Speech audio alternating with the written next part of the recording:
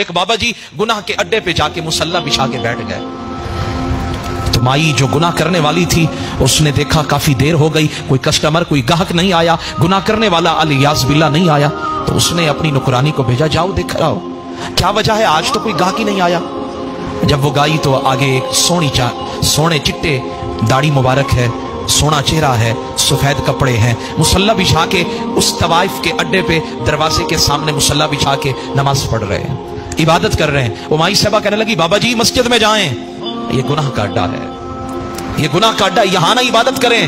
آپ نے ہنس کے فرمایا مسجد میں عبادت کرنے میں مزہ آتا ہے، لیکن کبھی کبھی گناہ کے اڈے پہ بھی سجدہ کر لیا جائے تو اس میں اور بھی مزہ آتا ہے۔ مسجدوں میں تو ہر کوئی سجدہ کرتا ہے، کبھی کبھی عیاشیوں کے اڈوں پہ، طوائف خانوں پہ، وہاں جا کے سجدہ کر کے اور کسی کو اللہ سے ملا کر دیکھے تو پھر اس میں بڑا مزہ ہے۔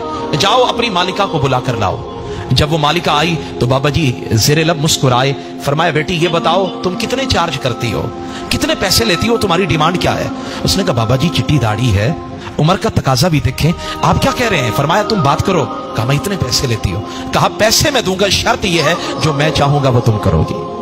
کہا میں کرنے کے لیے تیار ہوں۔ بابا جی نے پیسے دیے، فرمایا بیٹا اب جاؤ جا کے غسل کرو۔ کہا بابا جی میں پہلے ہی نہا کے بیٹھی ہوں، تیار ہو کے بن سور کے بیٹھی ہوں۔ کہا جو میں نے کہا ہے وہ کرو، کیونکہ میں نے تمہاری مرضی کے تمہیں پیسے دیے۔ وہ غسل کیا، کہا اب سادہ کپڑے پہنو، سادہ کپڑے پہنے۔ فرمایا اب جس مصلی پہ میں بیٹھا تھا نا اب یہاں کھڑی ہو کے 2 رکعت پڑھو۔